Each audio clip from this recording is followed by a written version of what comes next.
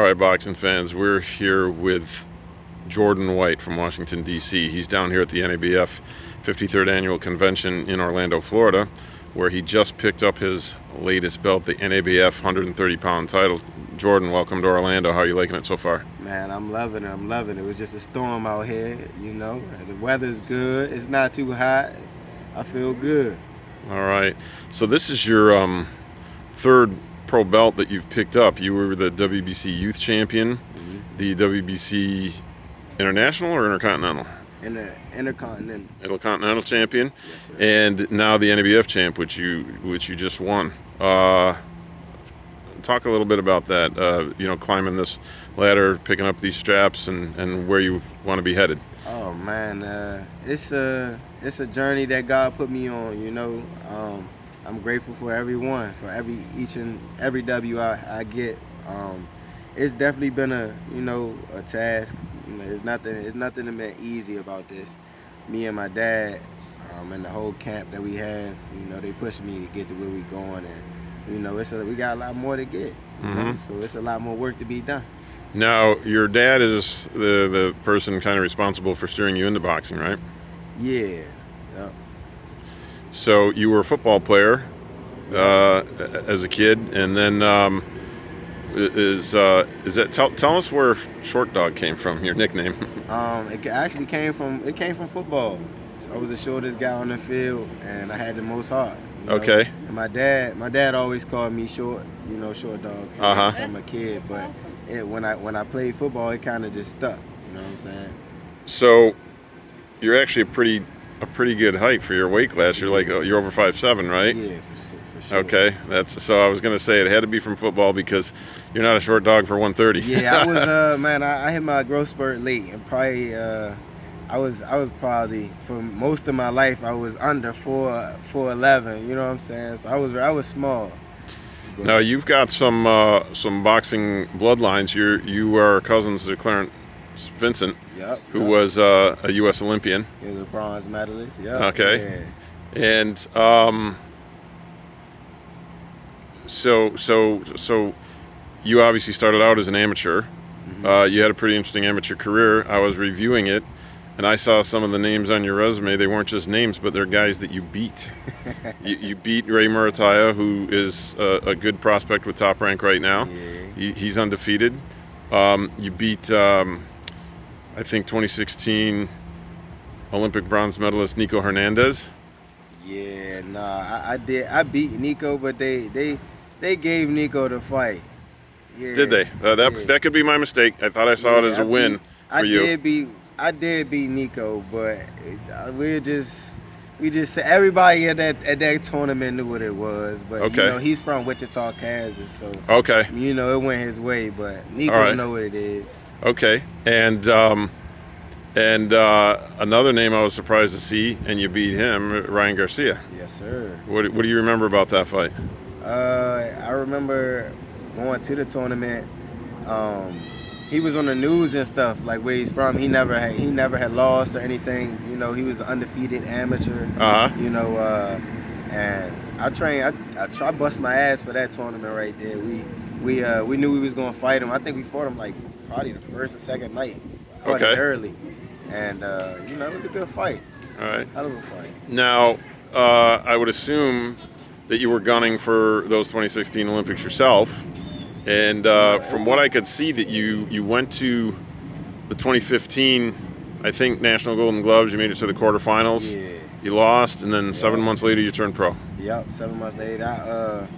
I don't know. I feel like everything was a little political in the amateur boxing. It always is. Everything was a little political. I wasn't too fond of some decisions that I had gotten. And at that point, with whatever, a little over a year to go, you didn't see a path for you to get to the Olympics. That was very likely. I mean, we spending all our money to get to these tournaments to get an unfair decision. So we might as well just go ahead and turn pro and get money for it, get paid for going and wasting our time. Or going to spend our time somewhere. We might as well get paid for it. Right. Now, so you turned pro 7 months later. You reeled off, I think, 4 straight wins, and then you ran into Adam Blue Nose Lopez, who has turned out to be a pretty a durable, tough test and a good pro, and had Oscar Valdez on the deck and good pro, and that's your only loss to date. Yeah, I broke my hand the first round.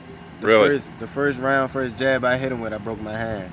I fought 5 rounds with a broken hand, and you know, I still feel as though I did a great job for just having one hand and being so young. You know what I'm saying? Right. So that was a good learning experience, but I definitely want my rematch with Adam Lopez. Okay. Yeah. All right. Well, that might come down the road. Yeah. Without Especially a if broken there's hand, shit can be different. Yeah. Yeah. Okay. Well, so Adam, if you're out there listening, you might have a future opponent Yes, sir. down the road. So I had a chance to see you a couple of years ago down at the live casino in Maryland, and I think you had that WBC Intercontinental or International belt at the time, and it was a good performance. It was a split decision, did go in your favor, but a tough fight. Yeah, I fought Brandon Valdez. That's right, He's the a tough Colombian. fighter. Yeah. Yeah. He's a tough fighter, for Yeah. sure. Is that about the closest call you've had, other than the loss to Lopez, that you recall I mean, in the ring so far? I don't know how it was a split decision. Okay. You know, honestly, but I let it ride. But it was a good fight. It was a tough fight. I made it a little tougher than I needed it to make it. But I mean, for the most part, it was a good fight. I don't feel like it was too close. Yeah. Okay. A couple fights later, now you've got this NABF belt, and you said you're basically a promotional free agent. Talk about that a little bit. And that decision did your dad have some say in that, about that's the way to go as he manages you and trains you? For the most part, it was just we wanted something when because we were signed with Al Heyman. Okay. At first, that was when I was 18. I signed with Al Heyman. We opted out the contract with them. You know, we just honestly, when somebody comes to us with a good game plan, you know, the right money, and we know that they trying to build a champion, then that's where we gonna go. But until then, we could do it. We could do it on our own. Okay, so you're not ruling out signing a contract with anybody. It just has to be, to your liking, and like you said, with a game plan and the right financials. That's genuinely wanting me to win. You know, Okay. Somebody that's behind me, like my pops is. Yeah. Now you've had some fights around the country, but lately you've been in your home area of Maryland and DC. Yeah. You've got a good fan base there. Yeah, I love fighting in my city. It's always fireworks. Okay. Do you have anything in the pipeline right now? I know you mentioned to me yesterday a little bit, possibly a DC fight coming up. Yeah, possibly.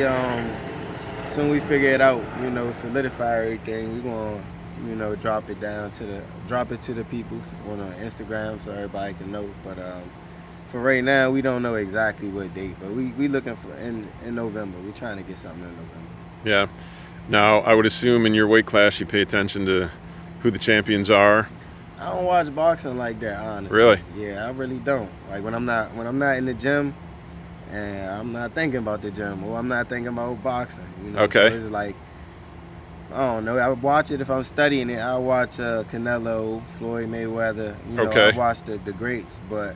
Yeah, But not necessarily. I watch people like that, But not necessarily a future opponent, or do you study opponents that you are signed to fight? If you can get footage on them. Yeah. I get footage on them. I look at the footage and dissect it. But for the most part, I don't watch boxing like that. Okay. So like right now, you're an NABF champ, and they're part of the WBC organization. There's a fight coming up. Between Oshaki Foster, who's the champ, and Mexican guy Rocky Hernandez, who's something like 30-1, something like that. He's got quite a few more fights than Oshaki Foster. But are you familiar with Oshaki at all? Have you seen him fight? Yeah, I seen him fight a couple times. Okay, he's in your weight class. He's the champ for now. Yeah, I see. We'll see what happens when he comes out. You know how the fight with Rocky Hernandez comes out. I'm gonna watch that fight. Okay. Yeah, I'm gonna watch it. Yeah, you should with vested interest, because as an NABF champ, you just won that. You're gonna you're going to move up in the WBC rankings, and you never know. You could find opportunity knocking on your door. Yeah, that's what we've been with. That's what I work for hard for. That's what I'm training for. Yeah. You know, getting ready for the world. If an opportunity came, like in your next fight, let's say based on the outcome of this Foster Hernandez fight, would you take it because it's the opportunity, or does it have to be the right money, or is it a combination of both? Do you feel you're ready for that yet? Man, we ready for the world. You know, that's what we getting ready for. If it's the money right and the time right, then yeah, we could do it. I'm here to fight. I ain't here to play around. So, what do you have to say to your local fans down in the Capital District and Maryland area, and maybe some fans who haven't had a chance to see you yet? They want to know what Jordan White Short Dog's all about. Man, you gotta meet me to understand. You know what I'm saying? I'm a good person. Mm-hmm. You know, And as a fighter? as a fighter, when I get in the ring, I got one motive: go in there and win, and do everything I can to win. But I'm definitely a boxer puncher. Okay, You know? that was something I was going to ask you earlier, because you're about 73% knockout ratio. Yeah. So you do consider yourself a boxer puncher, because you do have speed, you do have good technical skills. I've seen them firsthand, and you can pop. Yeah, I definitely consider myself a boxer puncher. Okay. Yeah. Well, listen, we look forward to seeing you in the ring soon. I'll tell all the fans right now, catch a glimpse of this guy if you can, Yes, because sir. he's a good fighter. And thanks for your time. Enjoy the rest of your time down here Thank you, man. in Orlando, and we look forward to seeing you again very soon, Jordan. Yes, sir.